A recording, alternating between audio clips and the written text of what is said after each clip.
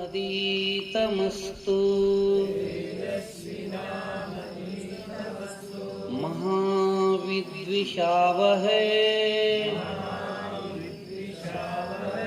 ओम शांति शांति शांति।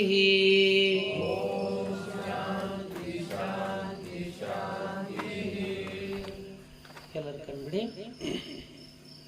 ಮೊದಲಿಗೆ ಲಘು ಸೂಕ್ಷ್ಮ ವ್ಯಾಯಾಮಗಳು. ಮೊದಲಿಗೆ ಚಿನ್ಮುದ್ರ ಮುದ್ರೆ ಮಾತ್ರ ಬಿಗಿಯಾಗಿರಲಿ. 4 ರೀತಿಯ ಒಂದು ಉಸಿರಾಟ ಪೂರಕ, ಕುಂಭಕ, ರೇಚಕ, ಶೂನ್ಯಕದಲ್ಲಿ ಪರಿಪೂರ್ಣವಾಗಿ ಉಸಿರಾಟ ಕಡೆಗೆ ವಿಶೇಷವಾಗಿರ್ತಕ್ಕಂಥ ಗಮನ ಇರಲಿ. ವಜ್ರಾಸನದಲ್ಲಿ ಯಾರಿಗೆ ಕೂತ್ಕೊಳ್ಳಿಕ್ಕೆ ಬರೋದಿಲ್ವೋ ಸುಖಾಸನದಲ್ಲಿ ಆರಾಮಾಗಿ ಕೂತ್ಕೊಳ್ಳಿ. ಉಸಿರನ್ನು ತೆಗೆದುಕೊಳ್ಳಿ. ಮುದ್ರೆ ಮಾತ್ರ ಬಿಗಿ ಇರಲಿ. ದೇಹದ ಯಾವುದೇ ಭಾಗ ಬಿಗಿ ಹಿಡಿಬೇಡಿ. ಉಸಿರನ್ನು ಹಿಡಿದಿಟ್ಕೊಳ್ಳಿ. ಉಸಿರನ್ನು ಪರಿಪೂರ್ಣವಾಗಿ ಹೊರಹಾಕಿ ಸ್ವಲ್ಪ ಹೊತ್ತು ಖಾಲಿ ಹೊಟ್ಟೆಯಲ್ಲಿ ಹಾಗೆ ಇರಿ. ಚಿನ್ಮುದ್ರೆ ಮಾಡುವಾಗ ನಮ್ಮ ಪ್ರಾಣ ಸಂಚಾರ ಹೊಟ್ಟೆಯ ಕೆಳಭಾಗದಲ್ಲಿ ಆಗ್ತಾ ಇರ್ತದೆ.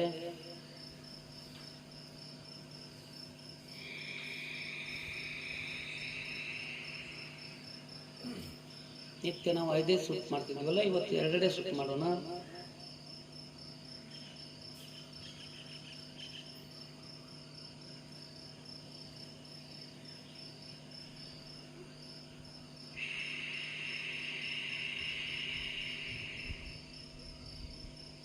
ಚೈನ್ ಚಿನ್ಮಯ ಮುದ್ರ. 3 ಬೆರಳು ಒಳಗಡೆ ಹಾಕಿ ಮುಷ್ಟಿ ಕಟ್ಟಿ, ತೋರು ಬೆರಳು ಹೆಬ್ಬರಳು ಬಿಗಿಯಾಗಿರಲಿ. ಅಂಗೈ ಕೆಳಮುಖವಾಗಿ ಗಂಟೆ ಮೇಲೆ ಇಟ್ಕೊಂಡಿದ್ದೀರಿ.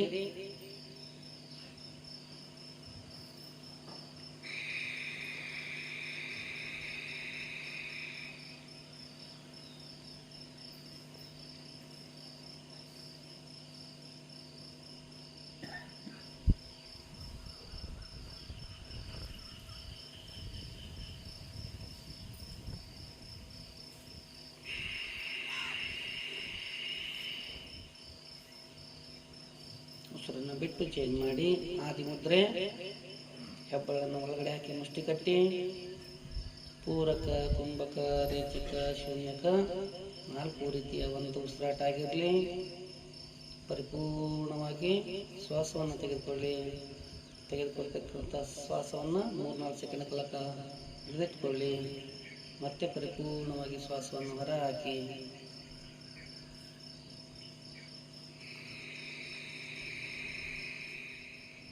ಒಂದು 5 ಸುತ್ತುಗಳ ಕಾಲ ನಾಡಿ ಶುದ್ಧಿ ಪ್ರಾಣಾಯಾಮ.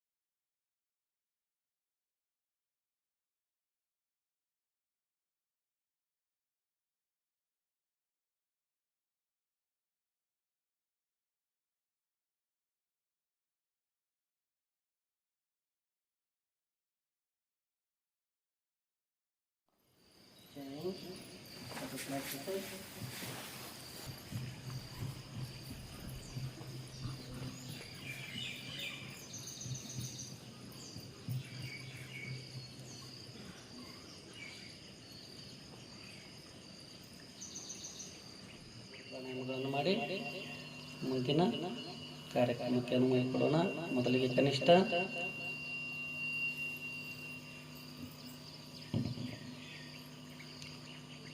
ವಿಶೇಷವಾಗಿ ಉಸಿರಾಟ ಕಡೆ ಗಮನ ಇರಲಿ. ಪೂರಕ ಉಸಿರನ್ನು ತೆಗೆದುಕೊಳ್ಳಿ. ಕುಂಭಕ ಉಸಿರನ್ನು ಹಿಡಿದಿಟ್ಕೊಳ್ಳಿ. ರೇಚಕ ಉಸಿರನ್ನು ಹೊರ ಹಾಕಿ.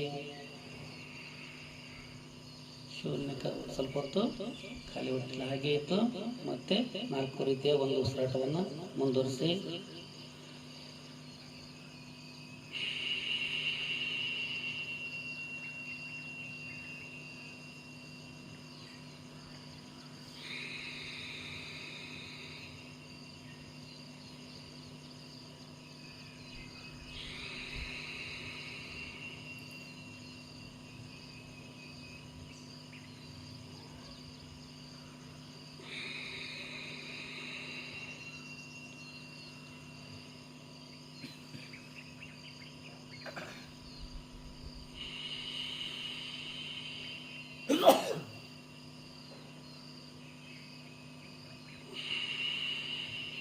ಚೇಂಜ್ ಉಸಿರನ್ನು ಬಿಟ್ಟು ಮಧ್ಯಮ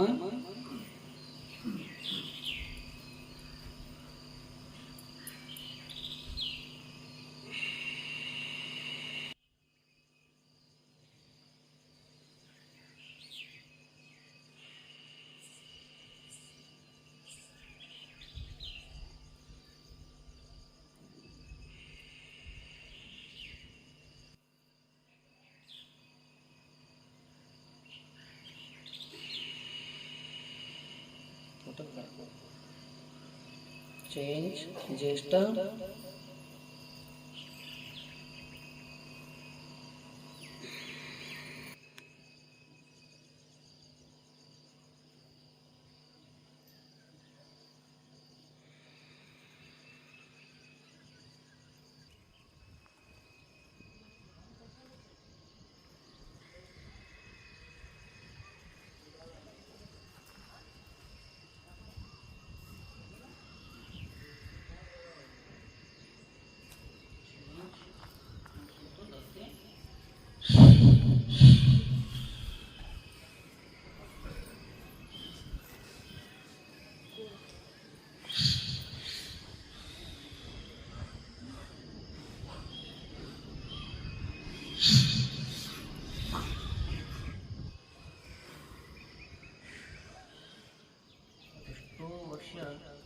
ಸೇವೆ ಮಾಡ್ತಾ ಮಾಡ್ತಾ ಮಾಡ್ತಾ ಯಾರಿಗಾಗಿದ್ಲು ಯಾರಿಗಾಗಿ ನೋಡ್ರಿ ರಾಮ ಅಂತ ಬರ್ತಾ ಇಲ್ಲ ನಮ್ಮ ಬಾಯಿಗೆ. ರಾಮನಿಗಾಗಿ ಅದು ಎಷ್ಟೋ ವರ್ಷ ಕಾದು ಇವತ್ತು ಶಬರಿ ಇತಿಹಾಸ ಇದ್ದಾಳೆ. ಇವತ್ತು ಎಲ್ಲಾದರೂ ರಾಮ ಹಿಡ್ಕೊಂಡು ಏನಾದ್ರು ನಮ್ಗೆ ಪ್ರತ್ಯಕ್ಷ ಆಗ್ತಾರ ಮತ್ತು ಆಗ್ತಾನೆ. ನಮ್ಮ ಕಣ್ಣು ತೆಗೆದಿತ್ತು ಅಂತಂದರೆ ನಮಗೆ ರಾಮ ಕಾಣ್ತಾನೆ. ಯಾರಲ್ಲಿ ಪರಮ ಪೂಜ್ಯರಲ್ಲಿ ಯಾವ ರೂಪದಲ್ಲಿ ಬಂದು ನಮಗೆ ನೋಡ್ರಿ ಮಳೆ ಯಾವಾಗ ಬರ್ತೋ ಗೊತ್ತಿಲ್ಲ. ಹಾಗೆ ಸಂತರು ಪೂಜ್ಯರು ಯಾವಾಗ ನಮ್ಮ ಒಂದು ಜನ್ಮಾಂತರದ ಬಂಧನವನ್ನು ಕಳೀಲಿಕ್ಕೆ ಪರಮ ಪೂಜ್ಯರು ಯಾವಾಗ ಆಗಮಿಸಿ ನಮ್ಮ ಮೇಲೆ ಒಂದು ಜ್ಞಾನಧಾರೆಯನ್ನು ಅದು ಅಮೃತವನ್ನು ಕೊಟ್ಟು ನಮ್ಮ ಜನ್ಮೋದ್ಧಾರಕ್ಕೆ ಕಾರಣರಾಗ್ತಾರೋ ಗೊತ್ತಿಲ್ಲ. ಹಾಗಾಗಿ ನಾವು ಯಾವುದೋ ಜನ್ಮದ ಮಾಡಿರ್ತಕ್ಕಂಥ ಸುಕೃತ ಪುಣ್ಯದಿಂದ ಇಂಥ ಒಂದು ಸದಾವಕಾಶ ನಮಗೆ ಪರಮ ಪೂಜ್ಯರು ಮಹಾತ್ಮರು ಬೇಕಾದಷ್ಟು ಸಿಗ್ತಾರೆ. ಇವತ್ತು ಇಲ್ಲಿ ಆಗಮಿಸಿರ್ತಕ್ಕಂಥ ಪರಮ ಪೂಜ್ಯರು ಶ್ರೋತ್ರಿಯ ಬ್ರಹ್ಮನಿಷ್ಠ ಸದ್ಗುರುಗಳು ಅಂದರೆ ಸಕಲ ಪಾಂಡಿತ್ಯವನ್ನು ಬಲ್ಲವರು. ಕಾಶಿಯಲ್ಲಿ ಸುಮಾರು ವರ್ಷಗಳ ಕಾಲ ಕಾಶಿ ಜಗದ್ಗುರುಗಳ ಜೊತೆಯಲ್ಲಿ ಅಭ್ಯಾಸವನ್ನು ಮಾಡಿ ಪಾಂಡಿತ್ಯವನ್ನು ಪಡೆದು ಇವತ್ತೇನಾದರೂ ಗಿರೀಶ ನೀನೊಲಿದರೆ ಕೊರಡು ಕೊನೂರೋದಯ ಹಾಗೆ ಎಲ್ಲೋ ಒಂದು ಕೊರಡಾಗಿ ಬಿದ್ದಿರ್ತಕ್ಕಂಥ ನನ್ನ ಕಾಯಕದಲ್ಲಿ ಬಿದ್ದಿರ್ತಕ್ಕಂಥ ನನ್ನನ್ನು ಅವರ ಪ್ರವಚನ ಕೇಳಿ ಕೇಳಿ ಕೇಳಿ ಕೇಳಿ ಕೇಳಿ ಕೇಳಿ ನೀನು ಪಶು ಅಲ್ಲ, ಪಕ್ಷಿ ಅಲ್ಲ, ಪ್ರಾಣಿ ಅಲ್ಲ, ನೀನು ಮನುಷ್ಯನಿದ್ದಿ ಅಂತಂದ್ರೆ ಪರೋಪಕಾರಕ್ಕಾಗಿ ನೀ ಭೂಮಿ ಮೇಲೆ ಬಂದಿರ್ತೀವಿ. ನಿನ್ನ ಆತ್ಮೋದ್ಧಾರ ಮಾಡ್ಕೊಳ್ಬೇಕು. ತದನಂತರದಲ್ಲಿ ನಿನಗೇನಾದ್ರೂ ಒಂದು ಒಳ್ಳೆಯ ವಿಚಾರಗಳನ್ನು ಗೊತ್ತಿತ್ತು ಅಂದ್ರೆ ಅದು ಜನರಿಗೆ 4 ಜನರಿಗೆ ಹೇಳಬೇಕು ಅನ್ನೋ ಒಂದು ಪ್ರವಚನದ ತಿರುಳನ್ನು ತಿಳಿದುಕೊಂಡು ಸುಮಾರು ಒಂದು 20 ವರ್ಷಗಳಿಂದ ಅವರ ಪ್ರವಚನ ಕೇಳಿ ಕೇಳಿ ಕೇಳಿ ಇವತ್ತೇನಾದ್ರೂ ಜೊತೆಗೆ ನಾನು ಕುಳಿತಿದ್ದೀನಿ ಅಂತಂದ್ರೆ ಒಂದು ಹೇಗೆ ಜ್ಯೋತಿ ಮುಟ್ಟಿದ ಜ್ಯೋತಿ ಆಗ್ತದೋ ಅದೇ ರೀತಿ ಪರಮ ಪೂಜ್ಯರ ಆಶೀರ್ವಾದದಿಂದ ನಾನು ಇವತ್ತಿಲ್ಲಿ ಕೂತಿದ್ದೀನಿ. ಅಂತ ಮಹಾತ್ಮರು ನನ್ನ ಜೊತೆಗೆ ಇವತ್ತು ವೇದಿಕೆ ಹಂಚಿಕೊಂಡಿರೋದು ನನ್ನ ಯಾವುದೋ ಜನ್ಮದ ಪುಣ್ಯ ಭಾಗ್ಯ ಅಂತ ಅನ್ಕೊಳ್ತಾ, ವಿಶೇಷವಾಗಿ ಈ ಒಂದು ಅಷ್ಟಾಂಗದ ಯೋಗದ ಬಗ್ಗೆ ಒಂದು ಸಾಕಷ್ಟು ಯಾವ ಒಂದು ಪಾಂಡಿತ್ಯವನ್ನು ಕೇಳಿದ್ರು ಹೇಳ್ತಕ್ಕಂಥದ್ದು. ಆದರೆ ನಮ್ಗೆ ಯೋಗದಿಂದ ಆಗ್ತಕ್ಕಂಥ ಧ್ಯಾನದಿಂದ ಈ ಒಂದು ಸಮಾಧಿಯಿಂದ ಎಷ್ಟೆಲ್ಲ ನಮ್ಗೆ ಉಪಯೋಗಗಳಿವೆ. ಅದಕ್ಕೆ ಪೂಜ್ಯರು ಹೇಳ್ತಾ ಇದ್ರು, ಬೆಳಗಿನ ಜಾವ ಅವ್ರು 5:30 ಗಂಟೆಗೆ ಎದ್ದು ಬರ್ತಾರಂತಂದ್ರೆ ಅವರೆಲ್ಲರೂ ಶರಣಿಯರೇ, ಅವರು ದೊಡ್ಡ ಮಹಾತ್ಮರೇ. ಯಾಕಂತಂದ್ರೆ ಅಷ್ಟು ಬೆಳಗಿನ ಜಾವ ಹೇಳಕ್ಕೆ ಒಬ್ಬ ಸಾಧಕನಿಂದ ಮಾತ್ರ ಸಾಧ್ಯ, ಹೌದಲ್ವ? ಹಾಗೆ ಪರಮ ಪೂಜ್ಯರು ನೀವೆಲ್ಲ ಬಲ್ಲಿರ್ತೀರಿ, ಆದ್ರೂ ಕೂಡ ನಿಮ್ಮನ್ನ ಕಾಣಬೇಕು ಅಂತ ಹೇಳಿ ಅವರು ಕೂಡ ಅಷ್ಟೇ ಇಚ್ಛೆಯಿಂದ ಬಂದಿದ್ದಾರೆ. ಇಷ್ಟು ಬೆಳಗಿನ ಜಾವ 8 ಗಂಟೆಗೆ ಎಲ್ಲ ಮೈಕ್ ಹಚ್ಚಿ ಪ್ರಚಾರ ಮಾಡಿ ಪಾಂಪ್ಲೆಂಟ್ ಹಂಚಿದ್ರು ಕೂಡ 4 ಜನ ಪ್ರವಚನ ಇರ್ಲಾರ್ದಾಗ ಇಷ್ಟು ಬೆಳಗಿನ ಜಾವ ಬರ್ತಾರೆ ಅಂತಂದ್ರೆ ನಿಮ್ಮನ್ನು ಕಾಣಬೇಕು ಅಂತ ಅಷ್ಟೇ ಸಂತೋಷದಿಂದ ಆಗಮಿಸಿದ್ದಾರೆ. ಹೆಚ್ಚಿನ ಸಮಯ ತೆಗೆದುಕೊಳ್ಳದೇನೆ ಪರಮ ಪೂಜ್ಯರು ತಮ್ಮ ಆಶೀರ್ವಾದಗಳನ್ನ ನಮ್ಮ ಮೇಲೆ ಸಂಪೂರ್ಣವಾಗಿ ಕಾರ್ಯ ಹಿಡಿದು ನಮ್ಮ ಜನ್ಮೋದ್ಧಾರವನ್ನು ಮಾಡಬೇಕು ಅಂತ ಅವ್ರ ಪಾದದಲ್ಲಿ ವಿನಂತಿ ಪೂರ್ವಕ ಕೇಳಿಕೊಂಡು ನಮ್ಮ ಮೈಕನ ಸಂಪದಾಲೇಖ ಸಮುಲ್ಲೇಖನ ಬಿತ್ತೆ सच्चिदानंदरूपाय शिवाय ब्रह्मणे नमः। यामाः सर्वलोकानां प्रकृतिं शास्त्रपारगाः तां धर्मचारिणीं शंभो प्रणमामि परां शिवां। ಸದ್ಗುರು ಮೂರ್ತಿ ರುನ್ ಮಂದಿರದಲ್ಲಿ ಧ್ಯಾನಿಸಿಕೊಂಡು ಯೋಗ ಪ್ರವರ್ತಕ ಪತಂಜಲಿ ಮಹರ್ಷಿಯನ್ನು ಸ್ಮರಿಸಿ ಪ್ರತಿನಿತ್ಯ ತಮ್ಮನ್ನು ಕುರಿತು ಯೋಗ ಪ್ರಾಣಾಯಾಮ ಹಾಗೂ ಆಸನಗಳ ಬಗ್ಗೆ ತರಬೇತಿಯನ್ನು ಕೊಡುತ್ತಿರುವ ಯೋಗಾಚಾರ್ಯ ಗಿರೀಶ ಲಬ್ಧ ಗುರುಗಳನ್ನು ಕೂಡ ವಂದಿಸಿ ಸರ್ವರಿಗೂ ನಮಸ್ಕಾರಗಳು.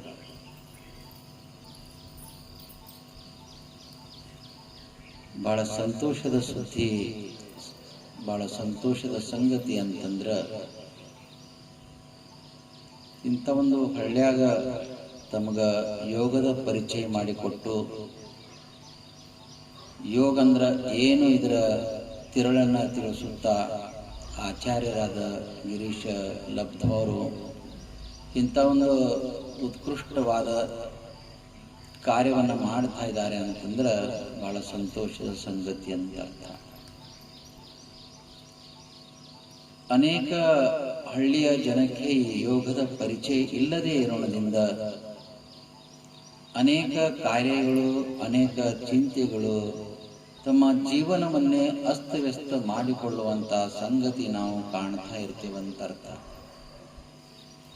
ಯೋಗ ಒಂದು ಉತ್ಕೃಷ್ಟ ಉಳ್ಳ ಒಂದು ಸಾಧನೆ ಅಂತ ಅರ್ಥ. ಹೇಗೆ ನಮ್ಮಲ್ಲಿ 6 ಶಾಸ್ತ್ರಗಳಿವೆ, ಆ 6 ಶಾಸ್ತ್ರದಲ್ಲಿ ಯೋಗ ಒಂದು ಶಾಸ್ತ್ರ ಆಗಿದೆ. ಯಾರ ಸ್ಪಂದಿಸ್ತಾರೆ, ಯಾರ ಬಿಡ್ತಾರೆ ಎಂಬುವ ಗೊಡವೆ ಇಲ್ಲಿಲ್ಲ. ಅವನೇ ಬಂದಿಲ್ಲ, ಯಾರ್ಯಾರೇ ಬರಲಿ, ಯಾರಿಗೆ ಇದರ ಸುಕೃತಿದೆ, ಇದರ ಪುಣ್ಯ ಇದೆ, ಅವ ಮಾತ್ರ ಇಲ್ಲಿ ಬರಾಕ ಸಾಧ್ಯ. ಪಾಪಿಗಳು ಇಂಥದ್ದು ಬರಾಕ ಸಾಧ್ಯವಿಲ್ಲ ಅಂತ ಅರ್ಥ.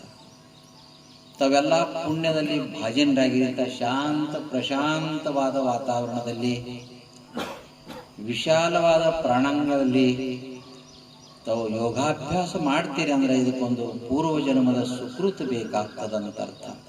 ಇದು ಎಲ್ಲರಿಗೆ ಸಾಧ್ಯ ಇಲ್ಲ. ಇದರಿಂದ ಶಂಕರಾಚಾರ್ಯ ಹೇಳ್ಕೊಂಡು ಬಂದಿದ್ದಾರೆ, ನಮ್ಮ ಶರೀರದ ಸದೃಢತೆಯನ್ನ. ಮನುಷ್ಯ ಅಂತಂದ್ರ ಯೋಗ ಮಾಡ್ತಾನ ಅವ ಸಾಯಂಗಿಲ್ಲ ಅಂತ ಹಂಗ ಅರ್ಥ ಅಲ್ಲ.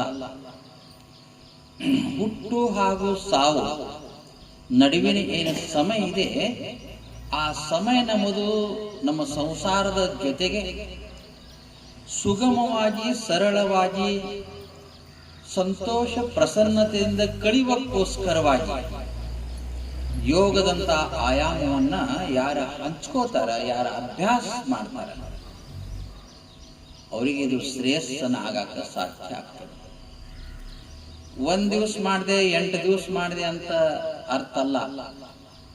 ಯಾವ ಜೀವೇತ್ ಪರ್ಯಂತ, ಎಲ್ಲಿವರೆಗೆ ಮನುಷ್ಯನೇ ನೀನು ಜೀವಿಸಿಕೊಂಡಿದೆಯೋ ಅಲ್ಲಿವರೆಗೆ ನಮ್ಮ ಶರೀರ, ನಮ್ಮ ಮನಸ್ಸನ್ನ ಸದೃಢ ಮಾಡುವಂತ, ಅರ್ಥಾತ್ ದೈವಿ ಭಾವವನ್ನ ತಂದು ಕೊಡುವಂತ ಈ ಯೋಗ ಅಭ್ಯಾಸ ಅಂತ ಅರ್ಥ. ನಮ್ಮಲ್ಲಿ ಅನೇಕ ನರನಾಡಿಗಳಿವೆ. ನಖಶಿಖಾ ಪರ್ಯಂತ, ಕಾಲಿನ ಹೆಬ್ಬಟ್ಟಿಟ್ಕೊಂಡು ತಲೆವರೆಗೆ ಅನೇಕ ಎಷ್ಟೋ ಕೋಟಿಗಟ್ಟಲೆ ನರನಾಡಿಗಳಿವೆ. ಈ ನರನಾಡಿಗಳ ಶುದ್ಧಿ ಆಗಬೇಕು ಅಂತಂದ್ರ ನಮ್ಮ ಮೈ ಒಳಗಿನ ಧ್ವಜವನ್ನ, ಹೊಲಸವನ್ನ ಅದು ಗಾಳಿಯ ಮುಖಾಂತರವಾಗಿ, ಮಲಮೂತ್ರಗಳ ಮುಖಾಂತರವಾಗಿ ಸರಳ ಸುಗಮವಾಗಿ ಹೊರಗೆ ಹೋಗಬೇಕು ಅಂತಂದ್ರ ನಾವು ಎದಕ್ಕೆ ಮಾರು ಹೋಗ್ತೇವ ಅಂತಂದ್ರ ಮೆಡಿಸಿನ್ಕ ಹಗಲೆಲ್ಲ ಗುಳಿಗೆ ತೊಳೋದು, ಅದು ಮಾಡೋದು, ಹೀಗೆ ಮಾಡಿ ಮತ್ತೆ ಇಲ್ಲದ ರೋಗನ್ನ ಮನುಷ್ಯ ತಂದುಕೊಳ್ತಾನ. ಆದ್ರ ಇಂಥ ಅಧ್ಯಾತ್ಮ ಯೋಗ ಅಂದ್ರೆ ಇದು ಅಧ್ಯಾತ್ಮದ ಸಂಗತಿ, ಪಾರಮಾರ್ಥದ ಸಂಗತಿ. ಇದ ಕಡೆ ಒಲವ ಕೊಡುವುದಿಲ್ಲ ಅಂತ ಅರ್ಥ. ಎಷ್ಟ ಮನುಷ್ಯನಿಗೆ ಶರೀರ ಎಷ್ಟು ಮುಖ್ಯನೋ ಅಷ್ಟೇ ಮನಸ್ಸು ಕೂಡ ಬಹಳ ಮುಖ್ಯ ಅಂತ ಅರ್ಥ. ಶರೀರ ಎಲ್ಲ ಸದೃಢ ಚೆನ್ನಾಗಿದೆ, ಯಾವ ಕಾಯಿಲೆ ಇಲ್ಲ, ರೋಗ ಇಲ್ಲ, ರುಜ ಇಲ್ಲ. ಮನಸ್ಸು ಸರಿ ಇಲ್ಲದೆ ಇದ್ರೆ ಇಲ್ಲದ ಕಾಯಿಲೆ ಮತ್ತೆ ಬರ್ತಾವ. ಯಾಕೋ ಹಿಂಗಾಗಿದೆಯಲ್ಲೋ ಅಂತ ಕೇಳಿದ್ರೆ ಏನಂತಾನ, ಬಹಳ ಚಿಂತೀರಿ, ಏನ್ ಮಾಡ್ತೀರಿ ಅಂತಂತ. ಚಿಂತೆ ಯಾಕೆ ಬಂತು? ನೀ ಮನಸ್ಸಿನ ಅಸ್ತವ್ಯಸ್ತ ಮನಸ್ಸು ಆಯ್ತು ಅಂತಂದ್ರ ಮನುಷ್ಯನಿಗೆ ಚಿಂತೆ ಶುರು ಆಗ್ತದೆ. ಚಿಂತೆಯಿಂದ ಏನ್ ಶುರು ಆಗ್ತದ? ಕಾಯಿಲೆಗಳು, ರೋಗಗಳು ಶುರು ಆಗ್ತಾವ ಅಂತ ಅರ್ಥ. ನಿಶ್ಚಿಂತ ಜೀವನ ಜೀವಿಸುವ ಸಲುವಾಗಿ ಒಂದೇ ಒಂದು ಉಪಾಯ ಅಂತಂದ್ರೆ ಅದು ಯೋಗಾಭ್ಯಾಸ ಅಂತ ನಾವು ಮರಿಬಾರದು ಅಂತ ಅರ್ಥ. ಮನಸ್ಸಿನ ವೇಗವೇ ಭೋಗ. ಮನಸ್ಸು ಅದು ಮಾಡ್ಬೇಕು, ಇನ್ನು ತೃಪ್ತಿನೇ ಇಲ್ಲ ಮನುಷ್ಯನಿಗೆ. ಒಂದು ಮನೆ ಇದೆ, ಎಲ್ಲ ಚೆನ್ನಾಗಿದೆ, ಇಲ್ಲ ಇನ್ನೊಂದು ಮನೆ ಬೇಕು, ಇನ್ನೊಂದು ಸೈಟ್ ಬೇಕು, ಇನ್ನೂ ದುಡ್ಡು ಬೇಕು, ದುಡ್ಡು ಎಪ್ಪಟಿ ಮಾಡಬೇಕು. ಹೀಗೆ ಅನೇಕ ಆಶೆ ಅಮಿಷೆಗಳಿಗೆ ನಮ್ಮ ಮನಸ್ಸು ಒಳಪಡ್ತು ಅಂತಂದ್ರೆ ಪುರ್ಸತಿ ಇರಂಗಿಲ್ಲ. ಅದಕ್ಕಂತಾರ ಮನಸ್ಸಿನ ವೇಗವೇ ಭೋಗ, ಮನಸ್ಸಿನ ಅಸ್ತವ್ಯಸ್ತವೇ ರೋಗ.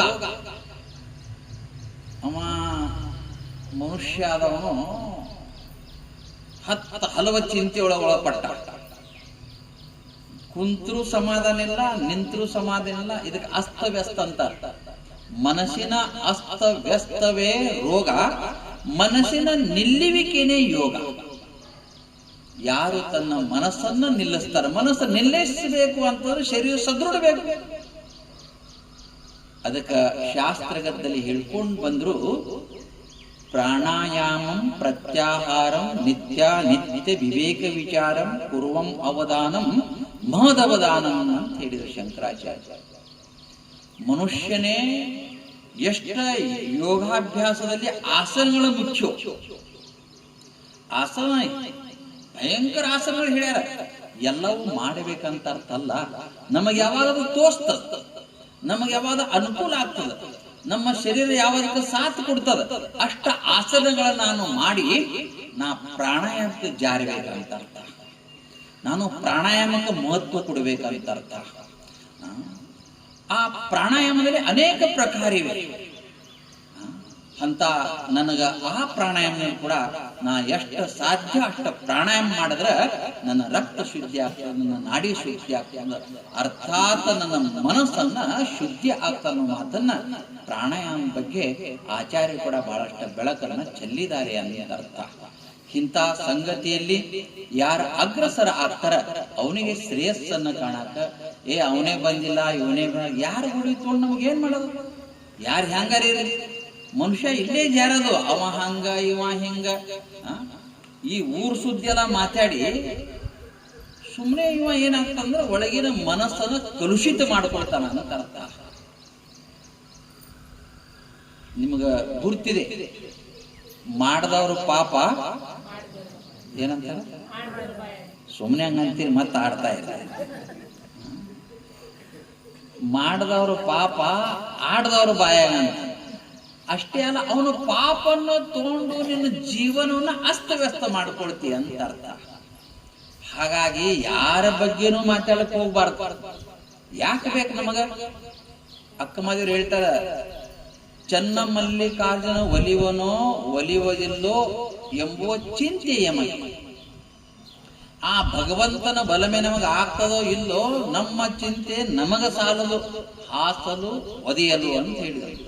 ಅಷ್ಟ ನಮದೇ ಬೇಕಾಗ್ತದೆ. ಮನುಷ್ಯ ಬೇರೆಯವ್ರದ್ದು ಅನುಕರಣೆ ಮಾಡಿ, ಬೇರೆಯವ್ರ ಬಗ್ಗೆ ವಿಚಾರ ಮಾಡಿ ತನ್ನ ಜೀವನವನ್ನ ಅಸ್ತವ್ಯಸ್ತ ಮಾಡಿಕೊಳ್ತಾನ ಅಂತ ಅರ್ಥ. ನಿಮಗೆ ಹೇಳ್ತೀನಿ, ಮನಿ ಯಜಮಾನ ಸರಿ ಇದ್ರೆ ಮನಿ ಎಲ್ಲಾ ಸರಿ ಇರ್ತದ. ಮನಿ ಯಜಮಾನೇ ಸರಿ ಇಲ್ಲ ಅಂದ್ರೆ ಮನಿ ಎಲ್ಲ ಅಸ್ತವ್ಯಸ್ತ ಆಗ್ತದೆ. ಅಷ್ಟೇ ಅಲ್ಲ, ಲಕ್ಷ್ಮಿ ನಿಮ್ ಮನ್ಯಾಗ ಇರಾಕ ಸಾಧ್ಯವಿಲ್ಲ. ಈ ಯೋಗಾಭ್ಯಾಸದಿಂದ ನನ್ನ ಮನಸ್ಸನ್ನು ಶಾಂತ ಆಗ್ತದ, ನನ್ನ ಶರೀರನ ಸದೃಢ ಆಗ್ತದ. ಅಷ್ಟೇ ಅಲ್ಲ, ಆ ಶಾಂತ ಮನಸ್ಸಿನಿಂದ ಐತಂದ್ರೆ ಭಗವಂತನ ಒಲಮೆ ಕಡೆ ಜಾರಾಕ ಸಾಧ್ಯ ಆಗ್ತದ. ಅವಾಗ ಭಗವಂತ ನಮಗ ಸಾವಿರಾರು ಕೈಗಳಿಂದ ಭೋಗ ಭಾಗ್ಯ ಸಿರಿ ಸಂಪತ್ತನ್ನು ಕೊಡಾಕ ಸಾಧ್ಯ ಆಗ್ತದೆ.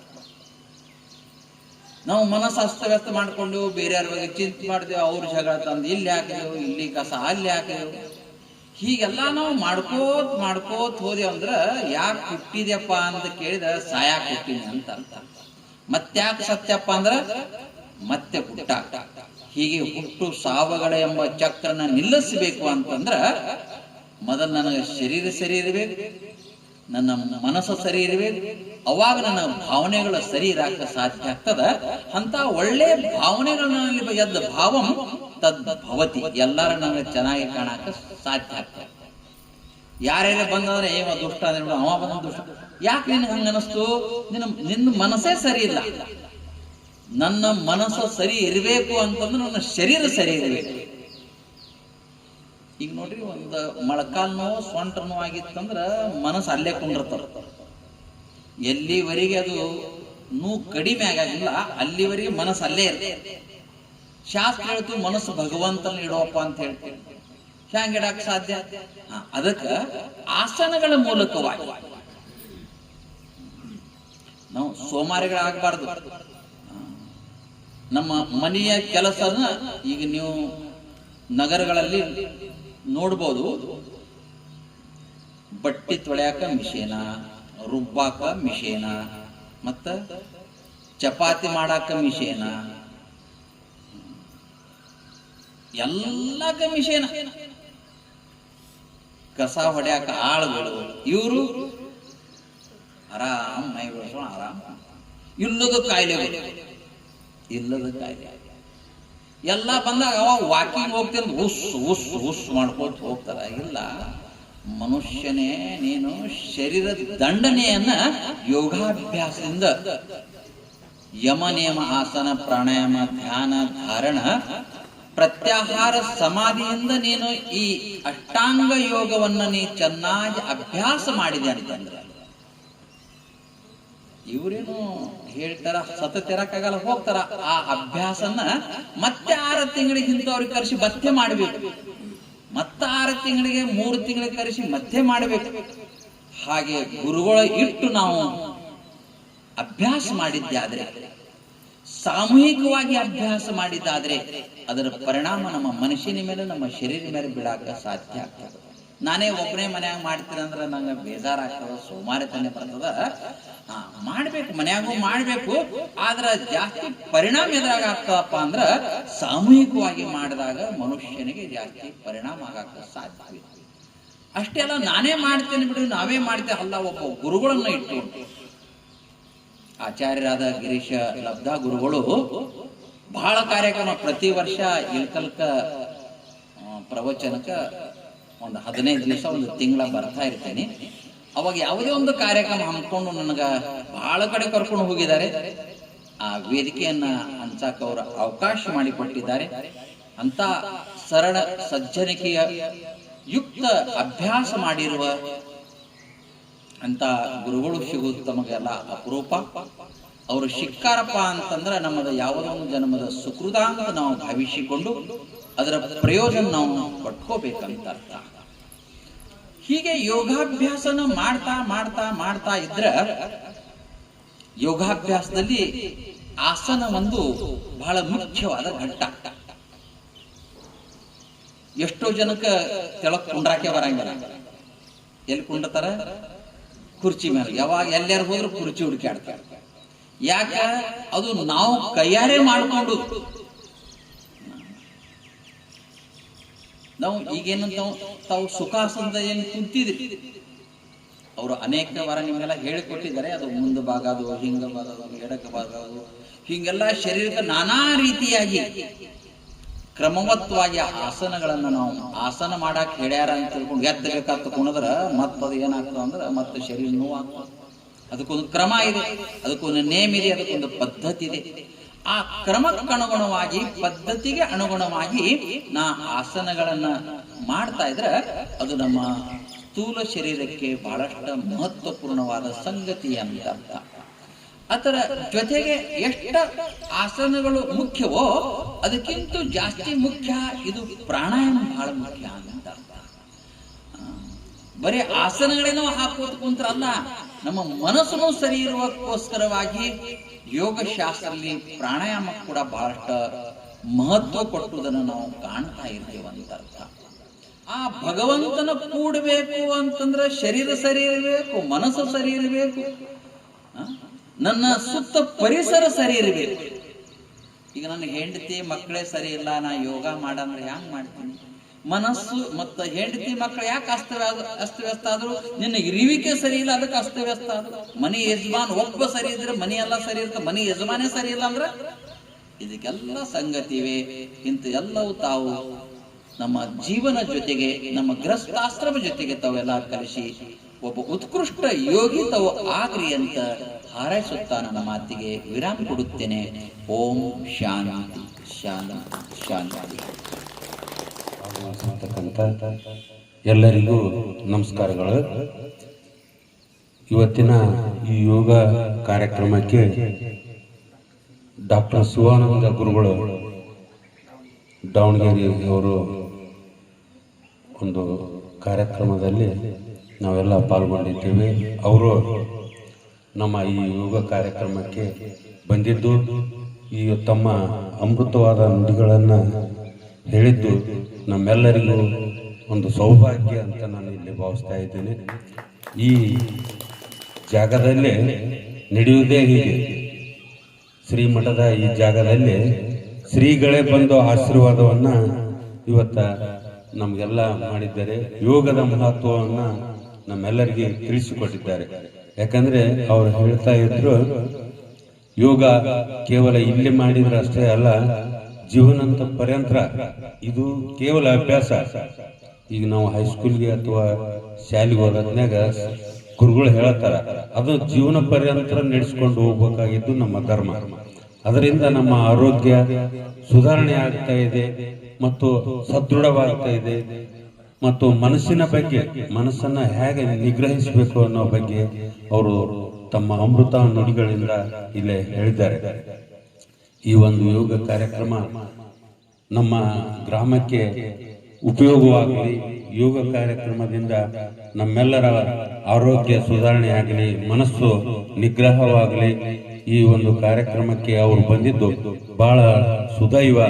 ಅವರು ಏನಿದೆಯಲ್ಲ, ತಮ್ಮಂತವರು ಬಂದು ದರ್ಶನ, ಆಶೀರ್ವಾದ, ಭಾಗ್ಯ ಕರುಣಿಸಿದ್ದು ನಮ್ಮ ಸೌಭಾಗ್ಯ ಅಂತ ಇಲ್ಲಿ ಭಾವಿಸ್ತಾ ಈ ಒಂದು ಯೋಗ ಕಾರ್ಯಕ್ರಮ ಯಶಸ್ವಿ ಆಗಲಿ. ಯಾಕಂದ್ರೆ ಸುಳಿಯ ದಿವಸ ನಾವು ಬಂದಿದ್ದೆ, ಮತ್ತೆ 2 ದಿವಸ ಆರೋಗ್ಯದಲ್ಲಿ ವ್ಯತ್ಯಾಸವಾಗಿದ್ದರಿಂದ ಬರ್ಲಿಕ್ಕೆ ಆಗಲಿಲ್ಲ. ಆದ್ರೆ ಅದನ್ನ ತಮ್ಮಲ್ಲಿ ಕ್ಷಮಾ ಕೇಳಿಕೊಂಡು ಈ ಒಂದು ಕಾರ್ಯಕ್ರಮ ಯಶಸ್ವಿ ಆಗಲಿ. ನಮ್ಮಲ್ಲಿ ಸ್ವಲ್ಪ ಜನ ಬಂದರೂ ಕೂಡ ತಾವು ಕಲಿತದ್ದನ್ನ ತಮ್ಮ ಮನೆಯವರಿಗೆ, ತಮ್ಮ ಮಕ್ಕಳಿಗೆ ಇದನ್ನ ಕಲಿಸಿಕೊಟ್ಟು ತಮ್ಮ ಆರೋಗ್ಯವನ್ನ, ತಮ್ಮ ಕುಟುಂಬದ ಆರೋಗ್ಯವನ್ನ ಕಾಪಾಡಲಿಕ್ಕೆ ಇದು ಒಂದು ಸಹಕಾರಿಯಾದಂತ ಒಂದು ಯೋಗಾಭ್ಯಾಸ. ಗುರುಗಳ ಒಂದು ಅಡ್ರೆಸ್ ಅನ್ನ ನಮ್ಮ ಪಂಪಯ್ಯ ಗುರುಮಠ ಅವರು ತೆಗೆದುಕೊಂಡು ಮುಂದಿನ ಒಂದು ಯಾವುದಾದ್ರೂ ಶಿವಾನುಭವ ಕಾರ್ಯಕ್ರಮದಲ್ಲಿ ಮತ್ತೆ ಅವ್ರನ್ನ ಇಲ್ಲಿಗೆ ಕರೆಸಿಕೊಂಡು ಇನ್ನೂ ಹೆಚ್ಚಿನ ಜನರಿಗೆ ಅವ್ರು ಬಹಳ ತಿಳ್ಕೊಂಡವರಿದ್ದಾರೆ, ಅದರಲ್ಲಿ ತೊಡಗಿಕೊಂಡವರಿದ್ದಾರೆ. ಎಲ್ಲರಿಗೆ ಬೋಧನೆ ಮಾಡುವಂತ ಶಕ್ತಿಯನ್ನ ಆ ಭಗವಂತನಿಂದ ಅವ್ರು ಪಡೆದುಕೊಂಡಿದ್ದಾರೆ.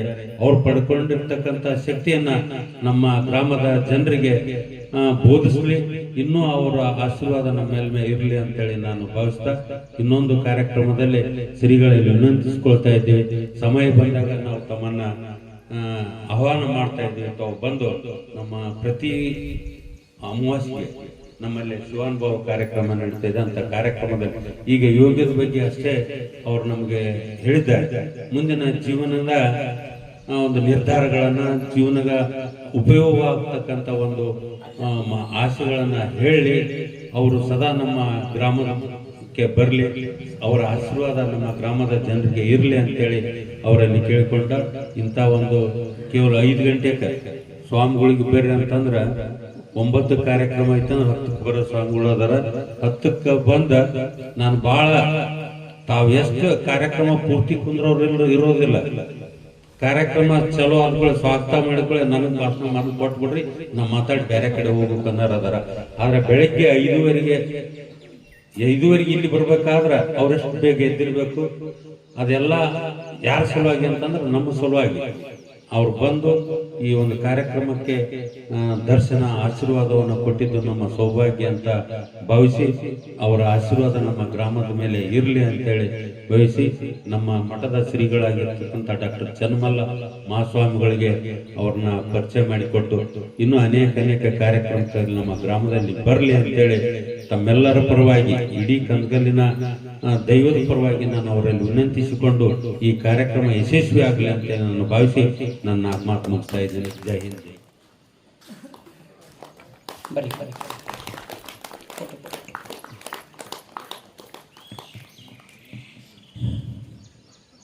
ಒಂದೆರಡು ಮಾತುಗಳು ಕಡಿನೂರು ಸರ್ ಹೇಳಿ ಮುಂದಿನ ಮತ್ತೆ ಪೂಜ್ಯರ ಒಂದು ಆಶೀರ್ವಚನ ಕಾರ್ಯಕ್ರಮ ಇರೋದ್ರಿಂದ ಮತ್ತೆ ಬೇಗ ನಗರದಲ್ಲಿ ಪ್ರವಚನಕ್ಕಾಗಿ ಆಗಮಿಸಿದಂತ ಡಾಕ್ಟರ್ ಶಿವಾನಂದ ಮಹಾಸ್ವಾಮೀಜಿಗಳು ನಮ್ಮ ಗ್ರಾಮಕ್ಕೆ ಆಗಮಿಸಿ ಈ ಒಂದು ಕಾರ್ಯಕ್ರಮದಲ್ಲಿ ಭಾಗಿಯಾಗಿ ತಮ್ಮ ಅಮೃತವಾಣಿಯಿಂದ ತಮ್ಮ ಅನುಭವವನ್ನು ನಮಗೆ ಯೋಗದ ಬಗ್ಗೆ ತಿಳಿಸಿಕೊಟ್ಟಿದ್ದಾರೆ. ಅವರಿಗೆ ನಮ್ಮ ಗ್ರಾಮದ ವತಿಯಿಂದ ಹಾಗೂ ನಮ್ಮ ಶ್ರೀ ಸುವರ್ಣಗಿರಿ ರುದ್ರಸ್ವಾಮಿ ಮಠದ ವತಿಯಿಂದ ಧನ್ಯವಾದಗಳನ್ನು ಅರ್ಪಿಸುತ್ತೇನೆ. ಅದೇ ರೀತಿಯಾಗಿ ಈ ಯೋಗ ಶಿಬಿರವನ್ನು ನಡೆಸಿಕೊಡುವಂತ ಶ್ರೀ ಗಿರೀಶ್ ಲದ್ವಾ ಗುರುಗಳಿಗೂ ಧನ್ಯವಾದಗಳನ್ನು ಅರ್ಪಿಸುತ್ತಾ ಮತ್ತು ಈ ಒಂದು ಯೋಗ ಶಿಬಿರದಲ್ಲಿ ಭಾಗವಹಿಸಿದಂತ ಎಲ್ಲ ಯೋಗ ಶಿಬಿರಾರ್ಥಿಗಳಿಗೂ ಧನ್ಯವಾದಗಳನ್ನು ಹೇಳುತ್ತಾ